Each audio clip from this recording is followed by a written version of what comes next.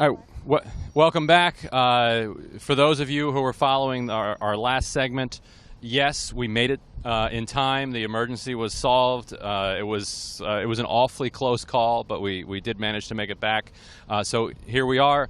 We're talking about Donald Trump's tax policy, or his tax plan that was unveiled this week, and we're lucky enough to be joined by Pat from North Dakota. That's correct. Yes. So, a Trump voter in Washington on just to sightsee?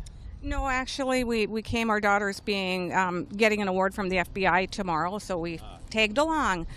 Does she work with the FBI? No, she works with Protective Child Services. Okay.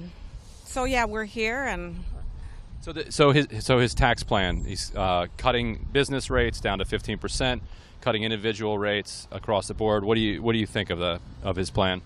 Well, I mean, if it works, it's great. I don't know if it's going to work for working people like myself.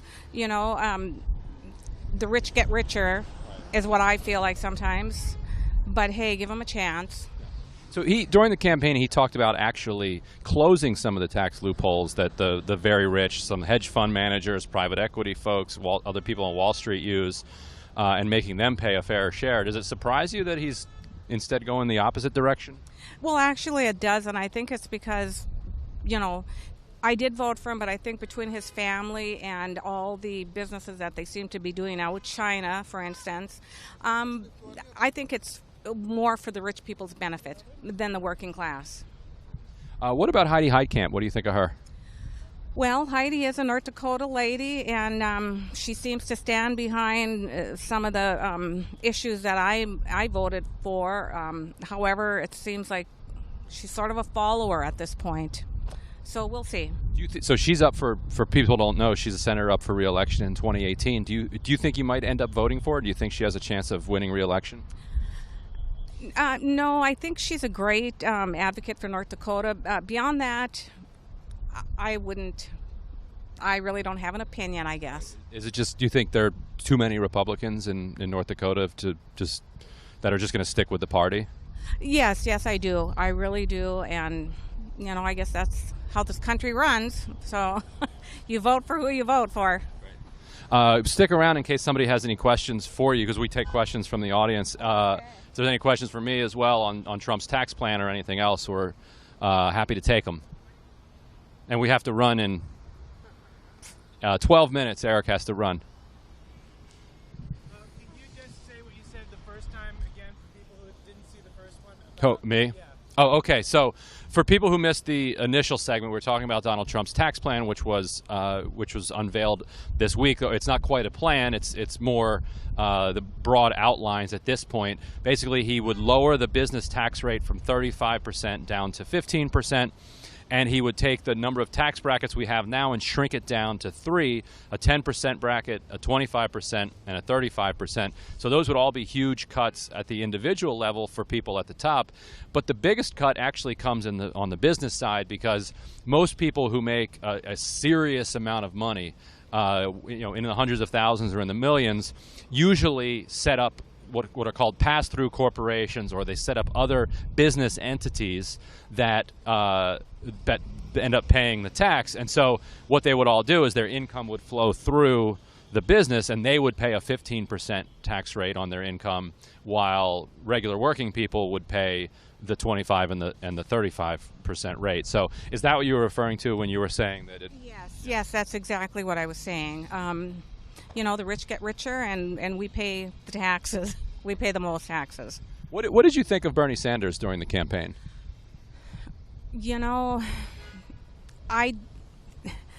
On one hand, he's great, but I think he wanted to give too much away. I mean, we all have to work for what we have, and I think would be in worse trouble right now had he won the presidency. So, any questions, Eric, for? She wants to know what you think of the health care plan. This is Joanne wants to know what you think of the health care plan. And so, the Republican health care plan, the Trump care, Paul Ryan care, whatever they're calling it. Do you know much about it? No, actually, I don't. I work for a small business in North Dakota, which carries its own insurance plan. However, our insurances are going up, and I don't see that changing very, very soon in the future. So I don't think what Trump is offering is great for the majority of the people. Yeah, the outlines of the plan, it would kind of allow insurance companies to go back to what they were doing before, charging more for people who have pre-existing conditions and charging more for the elderly and for women, and basically taking all the regulations away from it, which would mean that there would be some cheaper plans available, but it would be the kind that Cheaper plans and, Right. and less care, less quality care. I right believe. you show up to use it and you call and it turns out that's not covered. Right. Christina Domingo Taylor would like to know, what is your red line with Trump? When would you stop giving him a chance? Well, he's been there 100 days. I don't know. I guess I'll give him a few more months. Couple more months, she says. Yeah. Well, then what don't you like about the first 100 days that you don't want to continue? Well, I just think that in the beginning, he was just signing so many different laws, passing this, passing that, and now he's kind of reneging on a lot of it, and so I don't know. I mean, we'll see. We will indeed. I'll just throw a quote at you from NPR. Yesterday, Mara Liasson from NPR, who's kind of down the road, just a political reporter, doesn't usually give any attitude. She said what Donald Trump did with the budget was he threatened to shut down the government or throw millions of people off of health care, both of which he would have taken the blame from, and then he negotiated with himself and caved to himself, and we're back where we started. Well, I'd have to agree with her, so, and like I said, he did. He signed so many laws, said he was going to sign this law and that law, and he did, and like I said, he's reneging on a lot of them. He's,